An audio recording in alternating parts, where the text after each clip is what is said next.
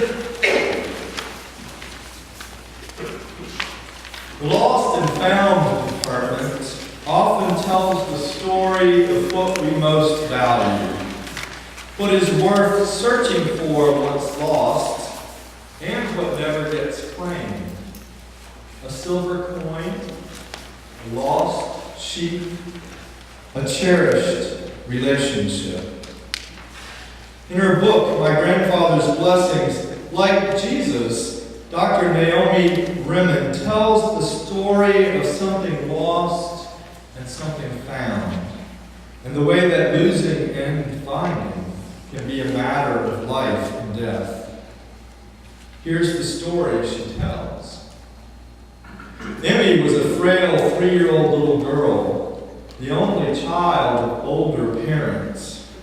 A desperately wanted and long-awaited baby, she'd been born with a hole in her heart and a badly formed heart valve. Only the most careful medical management had helped her to live until she was big enough to undergo extensive open-heart surgery. Despite her physical difficulties, she took full possession of all the hearts around her, including mine. When the time for her surgery finally came, her parents were deeply anxious.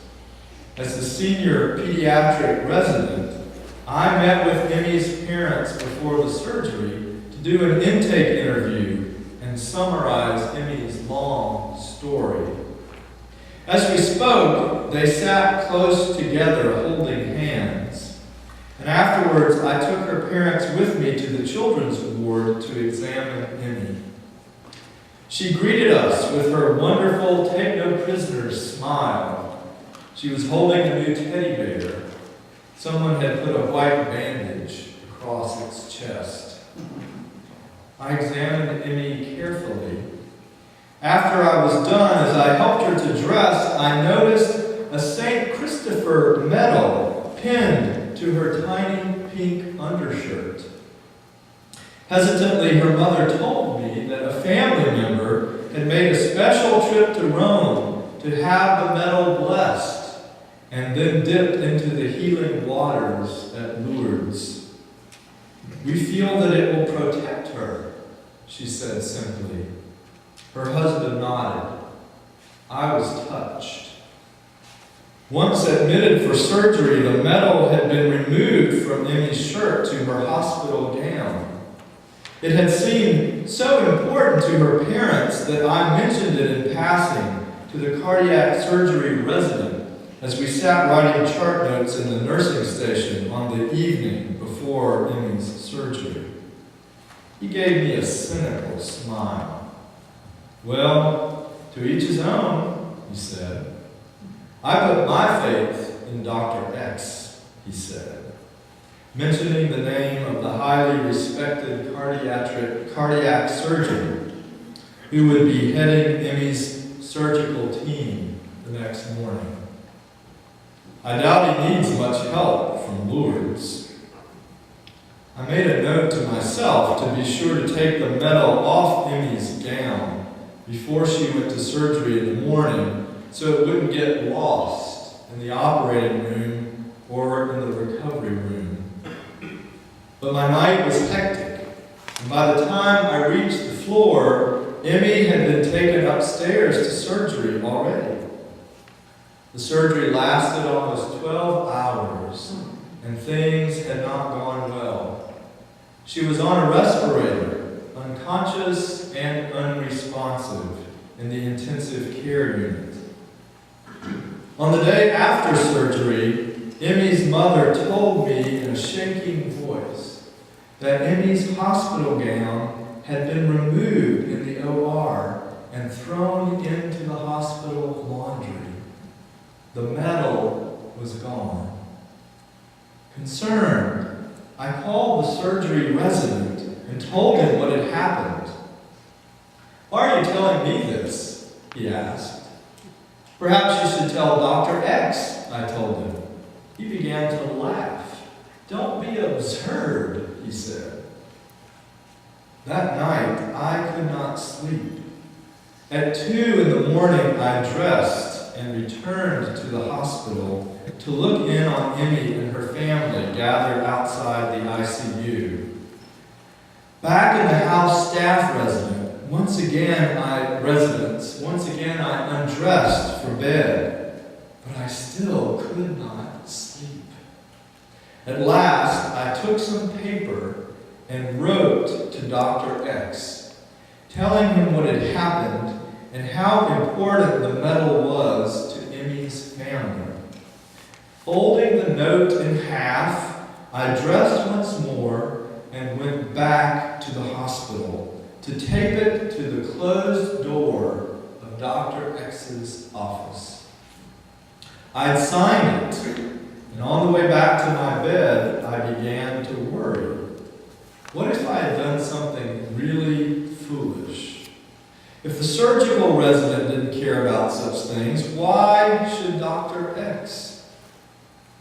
I was off call the next day, so the day after, when I returned to the hospital for my evening shift, the pediatric day resident told me that Emmy was still no better. Later in the evening, I stopped by the ICU to examine Emmy and speak with her family. Emmy was still unconscious. Leaning over to listen to her chest, I suddenly noticed a medal pinned to her hospital gown. Turning to her parents in relief, I asked if it was another one. No, her mother said. It was the same one that was lost. Dr. X had come that afternoon and brought it to them. I told her how glad I was that it had been found. Yes, her father said, we are too. And then he smiled. She is safe now, no matter what happens. The following morning, the surgery resident told me how the medal had been found. On the previous day, Dr. X ended patient care rounds by taking a dozen of the young surgeons to the laundry department in the sub-basement of the hospital. And there he explained what had happened, and then he and all his residents and fellows had gone through the pediatric laundry from the day before, looking for Emmy's gown. It had taken half an hour, but they had found it, neatly folded, with the medal still attached. I was astonished.